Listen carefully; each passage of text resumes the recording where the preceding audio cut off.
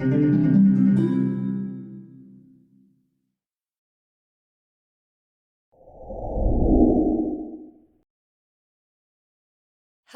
and welcome. How are you doing today? My name is Lynn, and today I am continuing with Kendra's card challenge number 8. If you aren't familiar with this challenge, it's put on by Cards by Kendra. She makes available every quarter a new challenge, which includes a cutting guide for transforming and cutting down 6 sheets of 6x6 pattern paper. And as well, there's a card sketch guide, and in this quarter's challenge, you'll get 17 card sketches. So what's beautiful about the cutting guide, you see me here cutting down the pattern paper labeled A, and all of the cuts are very efficient, and I don't know how long it takes her to come up with the card sketches and the cutting guide, but she makes use of just about every bit of those 6 sheets of pattern paper. So if you're looking to get, maximize the use or the amount of, how much you can actually stretch your pattern papers, these card challenges are fantastic. I'd heard of them before, but the first one I started with was number 7. And so when I saw the new one come out, I knew I had to try it. This is the second set that I've started. My first set was with some of the Spellbinders Winter Wonderland collection. And with this set of cards, though, I'm approaching it really differently. So previously, what I did was just sit down in one really long craft session. Like all day long, I was working on the challenge, taking small breaks here and there. But this time around, what I'm doing is taking each challenge bit by bit and just kind of rolling with it as card ideas come up. So I am mixing and matching a lot of cat scrappiness projects. So this video is going to be part of a series, and if you already you may have already caught the first in the series, which was when I cut down 2 pattern papers. I think it was E and F, and I made 4 cards from the Cat's Meow release. And in that video, I used a lot of papers from Cat's Meow and Possum Dogs. In this video, I chose pattern paper from the coffee release. This one's actually from Cup of Love. That's the brown with white polka dot paper. And so it's interesting to kind of mix and match between different paper packs.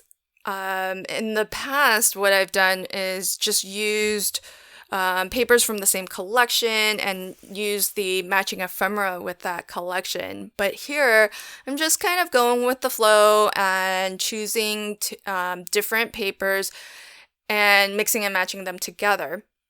With the card sketches, one of the really, really beautiful things about it is that you can see they are color coded. So each of the different colors actually represents a different pattern paper. So you can actually see which pattern papers are going to be used in combination with each other.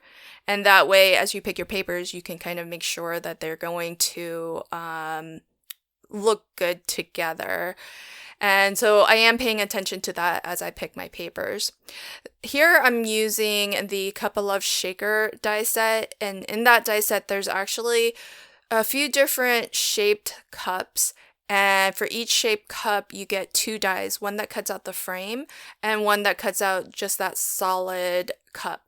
And the idea is that you could put some acetate behind the frame, use a little bit of dimensional foam, and then create a little shaker out of that cup. I've decided that I like the two-tone look of the coffee cup, but I don't want to necessarily create a shaker. I just want my sentiment on the inside of that aperture instead. So that's what I've done there.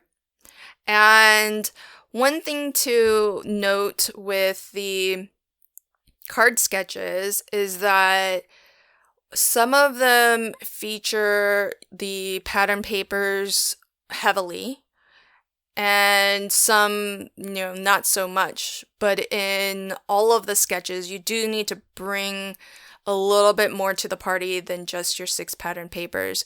So for example, this is card sketch number 1 that I'm working on here, and where you see orange, that represents pattern paper labeled A. And where you see the white circle and the gray areas, that's kind of up to you what you want to put there. So I've chosen a strip of pink solid color cardstock, and then on the top section, I've just chosen some more pattern paper from the Cup of Love paper pad, because I thought those donuts were so delicious and perfect to go along with my coffee cup and coffee sentiment. And so I'm going to just add some strips. These are Love from Lizzie's pinstripe stickers. I get asked a lot what these are when I pull them out to use. And I updated my standard list of supplies to link to these Love from Lizzie's pinstripe stickers. I love using them to actually kind of just finish off borders, especially when two papers butt up against each other, whether it's 2 pattern papers or solid color cardstock against pattern paper. I just feel like it cleans up that edge a little bit. And there are a variety of different sticker strips that Love from Lizzie's puts out, and they come in different shapes as well. But what I like about the pinstripe stickers is that you get 3 different size widths. So I've used a couple here, so you can use thinner strips where you're just looking just for like a little bit something, you don't want a ton of color. And then I've used some that are a little bit wider, like the pink holographic. And that's the other thing, they come in a variety of colors, but also a variety of finishes too. So you've got everything from matte finishes to glitter finishes to holographic finishes. Okay, so now on to my second card, and this will be my last card in this video. And you can see from this sketch that there are 2 different pattern papers. The orange strip is pattern paper A. The yellow strip is pattern paper D. And I'm releasing these videos a little bit out of order. I've already filmed the next 2 videos in this series, and those 2 videos will actually be released on the Cat Scrappiness channel later this month. So if you aren't already subscribed to the Cat Scrappiness channel, you could pop on over there and subscribe to their channel. And if you do that ringing of the notification bell, and then you'll get notified when new videos get posted there. I'm not the only one who posts videos to that channel. There are my other design teammates also post videos, so you'll see lots of creations, and it's just a fun way to get a lot of inspiration for the different Cat Scrappiness products. And so here you can see there's actually quite a lot of area that if you are trying to cover a A2 size card, and all of the card sketches are for A2 size, which is 4 1/4 by 5 1/2, you do need to bring quite a bit more. But like I said, I like to just use more pattern paper. And but you could always emboss a panel, you could do an inky background, whatever you like. And the paper that is from the sheet that's labeled D, that will be in my next video where I show how to cut down I think it's papers C and D. And I'll make a few cards in that video as well. But that maroon gingham paper is actually from the Gobble Gobble paper pad, so which was released with the Thanksgiving release. And so it's fun to kind of just mix and match between paper collections. The thing that I'm trying to do is I look for pattern papers that aren't heavily themed. That way I can mix and match between them and then use the papers for whatever occasion card I feel like making. And so basic prints like a polka dot and a plaid are really easy to use in that way.